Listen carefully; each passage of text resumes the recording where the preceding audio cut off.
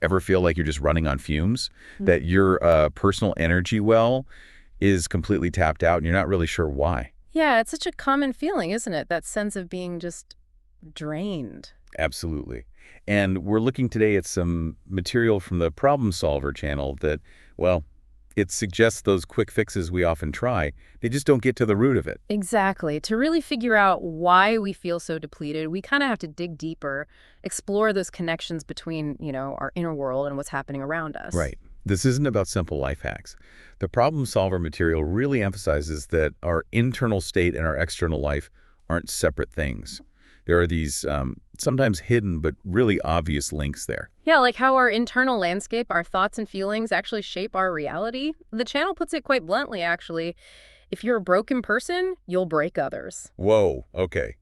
That's pretty direct. It is, but it's a powerful way to think about how our unresolved stuff, our inner issues, can play out as negative patterns, especially in relationships. Okay, let's unpack that a bit. When we talk about being broken, it's not about assigning blame, is it? It's more recognizing that maybe unaddressed wounds or negative beliefs can fuel those toxic relationship patterns the source mentions. Precisely. It's not about fault, it's about cause and effect, almost. So we might keep finding ourselves in situations with those red flags in toxic relationships, maybe because subconsciously we're kind of drawn to dynamics that feel familiar, even if they're unhealthy. That's a big part of it, yeah. Think about your personal space ecology, as the material calls it, like the environment inside you, your thoughts, feelings, beliefs. That ecology really impacts how you interact with everything outside. Personal space ecology. I like that framing. It's useful, right? The Problem Solver channel points out how internal pressures like anxiety or deep-seated insecurity can bubble up and cause external conflicts. If your inner soil isn't healthy, it's just hard for good things to grow, relationship-wise or otherwise. That really lands. And this connects to something else the material covers, something lots of us struggle with, perfectionism. Oh, definitely. It talks about the debilitating effects of overcoming perfectionism and that whole journey of trying to break free from it. It's like chasing this impossible ideal just sucks all your energy dry. It really does. Because you're always focused on the flaws, the gaps. Instead of acknowledging any progress, it's inherently draining. So what's the alternative then? Well, the material strongly advocates for cultivating self-compassion. Yeah. Treating yourself with the kind of kindness you'd show a friend who's struggling. It's the direct antidote to that harsh inner critic of perfectionism. Okay, self-compassion. And how does self-reflection fit in? The source mentions that too. Yeah, self-reflection is presented as the tool to nurture that inner peace. It's about developing awareness, but also finding a kind of balance in self-criticism. Recognizing maybe small doses can be useful for growth, but that constant harsh judgment, that's the energy drain. That makes so much sense. That inner critic can be relentless.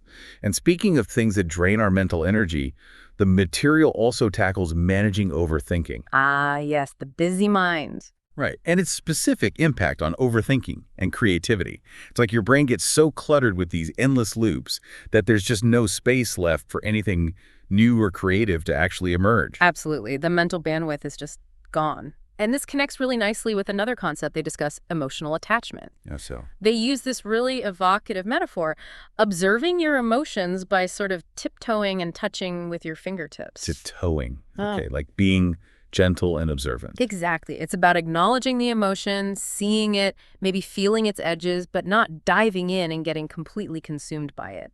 This allows your thinking brain, the prefrontal cortex, to stay online and process things rather than just reacting from that immediate fight or flight part, the amygdala. So awareness without getting totally tangled up in it. Precisely. And the source calls this a genuine key to inner freedom and emotional intelligence, being able to observe without being overwhelmed.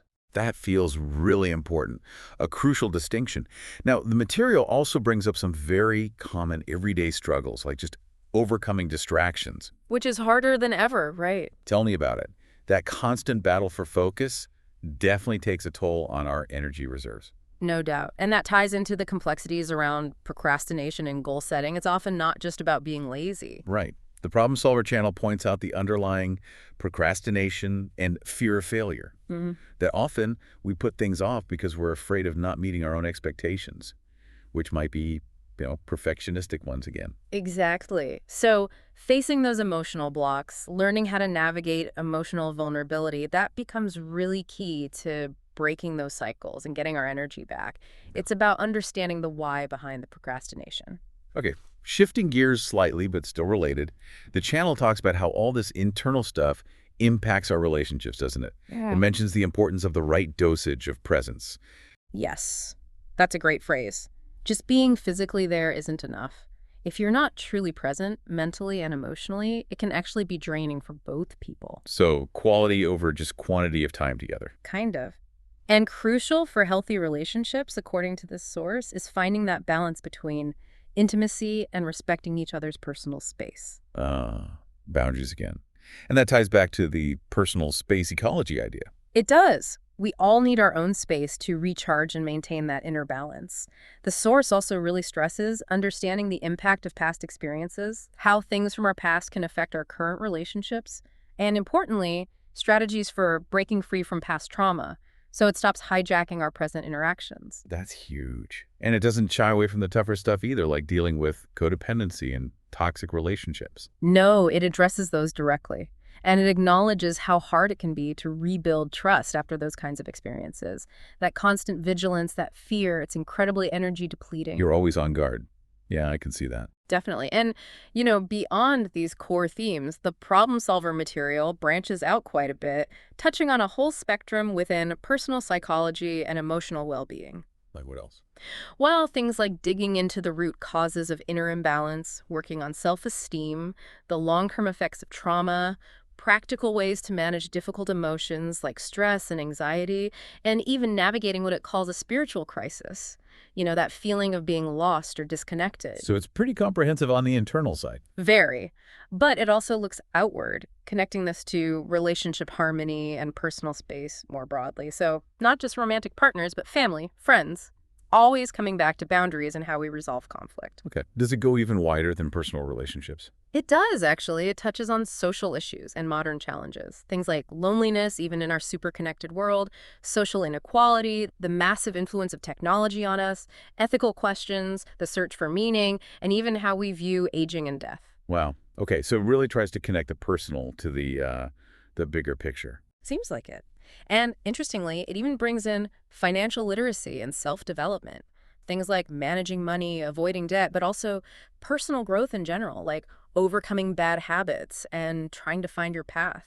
It sounds like a really holistic approach then, trying to cover all the bases that affect our energy and how we feel. That seems to be the goal. And to help make all these sometimes complex ideas easier to grasp, the channel apparently uses a lot of informative graphics and engaging presentations. So visual aids to help it all sink in. They can be really helpful with abstract concepts. Definitely. Visual learning can make a big difference for a lot of people. So if we were to sort of wrap this up, this deep dive into the problem solver material, it really keeps coming back to this strong link, this interconnectedness between our inner world and what happens outside us. Absolutely, that constant back and forth. The suggestion is pretty clear. If you want to change things externally, you often need to start by looking internally. Understanding those root causes, as the source calls them. It's not just about knowing, is it? It's like the essential first step towards living more consciously. Exactly. More consciously and hopefully more fulfillingly. Recognizing these connections, which might seem hidden but are often right there, give you the power to actually make changes. So maybe a final thought for everyone listening. How might consciously paying attention to your own personal space ecology, that inner mix of thoughts, feelings, beliefs, how might that shift your perspective on a recent challenge or maybe an experience that left you feeling really drained? Yeah. It's worth considering, isn't it? Maybe those hidden yet obvious connections we've been talking about are just waiting for you to notice them.